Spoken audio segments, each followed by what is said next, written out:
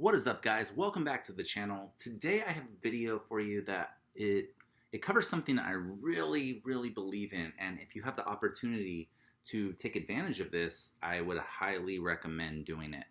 And that is an ESPP, guys. So this is an employee stock purchase plan, and this is offered by some but not all companies. Okay, so you would need to check and see if your business or where you work actually qualifies or lets you sign up for something like this. Okay, now what we're gonna do, we're gonna go over the ESPP, what it is, how you can get into it, generally how they work, and just give you a full understanding of what you may be missing out on if you have an option for one, but haven't really looked into doing it.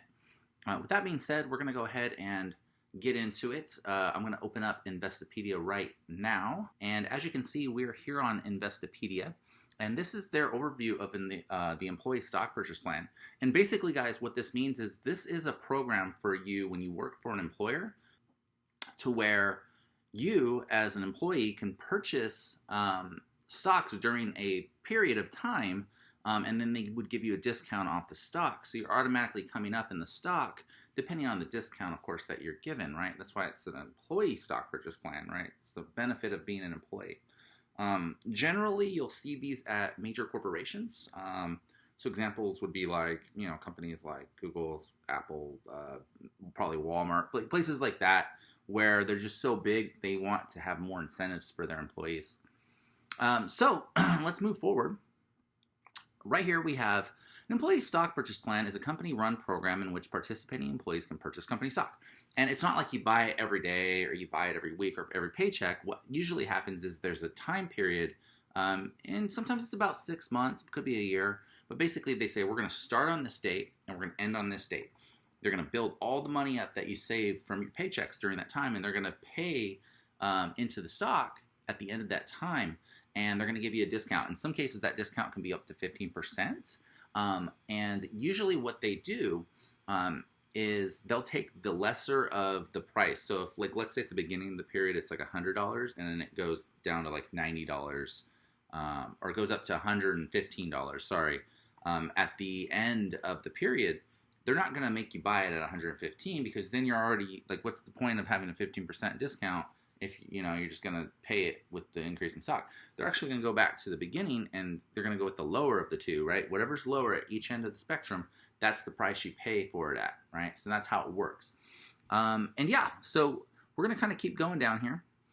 You have your qualified and non-qualified plans. Basically what it is in non-qualified, they require the approval of shareholders before this can be implemented. So you don't see these as often, because they're like, some people may not want to give away like a discount where they're paying full price, right? Although it is for the employees of the company as a benefit. So for me, it wouldn't be that much of a big deal. It's just an incentive for employees to pay more into the stock, which could raise the stock up because you're paying, that's more money coming into the company. But it does do a little bit of dilution as well. So it's kind of a trade-off. So yeah, this is what I talked about before, the important dates, right? There's a beginning, there's an end period, and that's just important to remember. You do have to opt in before the period starts. You can't just be like halfway through and be like, I'm gonna opt in now. It doesn't work that way. So the beginning of the 6 month or 1 year or whatever period it is, you have to opt in then, and then save all that money the entire time. And then you go, and you buy it at whatever you get as far as the cheapest of when it started versus when it ended. Right. So basically, there are some eligibility issues here.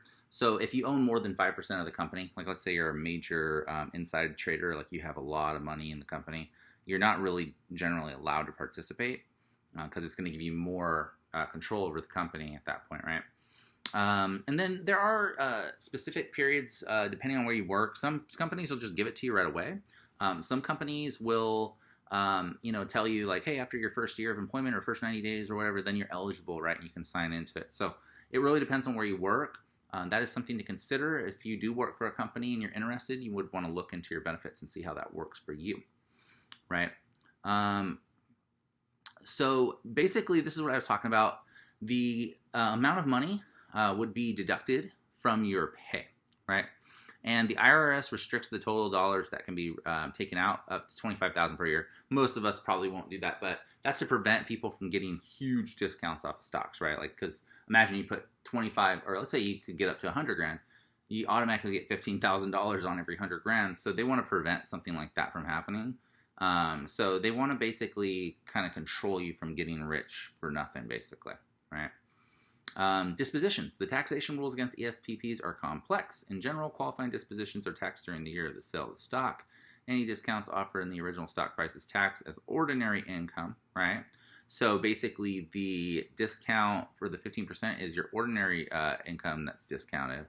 And then you're actually going to pay the gains that you make on the stock. You pay that as long-term or short-term capital gain tax, depending on when you sell it. If you sell it right away, obviously it's going to be short-term. If you wait a year, it's going to be long-term. But that 15%, that amount is actually taxed as ordinary income. It's really weird. So it's different because you're getting free money. So they can't just be like, you gain this, because you didn't really gain it. It was given to you, essentially. So yeah. So that's basically it, guys. I wanted to kind of talk a little bit more, though. So my experience with ESPPs has always been a good one. I work for one of the richest companies in the world, and I've been investing in my ESPP for 5 years, and it's part of my portfolio. It's made me very wealthy. So definitely, if you have one, I would recommend investing in it. It's just like one of those things, like if somebody was like, hey, does your company have a 401k? Yeah, my company has a 401k. Like, you would want to get it. It's free money. Your company's going to match it, right? So that's the way I see it, you guys. If you have a chance, definitely look into it. It could change everything, and it doesn't cost you too much every month, but it could really get you ahead, and you get a lot of money off of it. Anyways, guys, that is the video. Thank you so much for joining me again today. I really appreciate it. Don't forget to like and subscribe. I really appreciate the support.